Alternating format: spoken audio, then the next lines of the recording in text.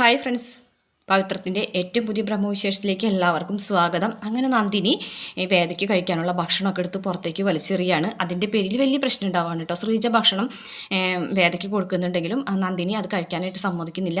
ആരോ വലിച്ചെറിയുന്നൊക്കെ പറയുമ്പോൾ അത് നന്ദിനിയാണ് എന്നെ കുറ്റപ്പെടുത്തി ഞാനല്ലാതെ ചെയ്തതെന്നൊക്കെ പറഞ്ഞിട്ട് അവർ തമ്മിൽ വലിയൊരു പ്രശ്നങ്ങൾ ഉണ്ടാവുകയാണ് കേട്ടോ. ഈ സമയത്ത് അച്ഛനും അതുപോലെ തന്നെ അമ്മയും കയറി വരുന്നുണ്ട് കല്യാണ വീട്ടിൽ നിന്ന്.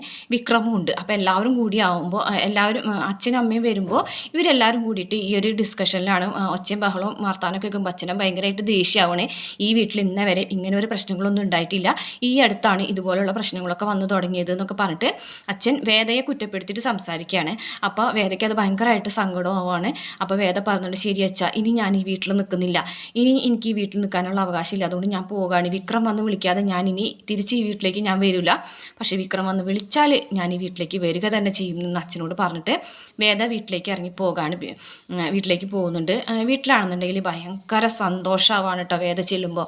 അങ്ങനെ അച്ഛൻ്റെ പിറന്നാൾ ഗംഭീരമായിട്ട് ആഘോഷിക്കുന്നുണ്ട്. ഇതേ സമയം പെട്ടുപോയത് വിക്രമാണ്.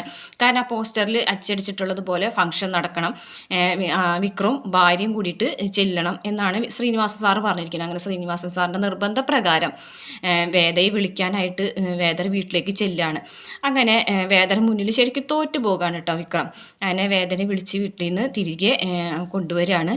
അങ്ങനെ തിരികെ വീട്ടിലേക്ക് വീണ്ടും കൊണ്ടുവരികയും ചെയ്യും. ആ ഒരു ഫംഗ്ഷന് പോയിട്ട് അവിടെ വെച്ച് വീണ്ടും വേദനെ വിക്രത്തിനെ കൊണ്ട് പൂമാല ഒക്കെ ഇടിക്കുന്നുണ്ട്. അങ്ങനെ ഒഫീഷ്യലായിട്ടെന്ന് പറഞ്ഞ പോലെ എല്ലാവരും കാണലെ പരസ്യമായിട്ട് തന്നെ വിക്രം വേദയെ വിവാഹം കഴിക്കുന്ന ഭാഗമൊക്കെയാണ് പ്രമോൾ കാണിച്ചിട്ടുള്ളത്.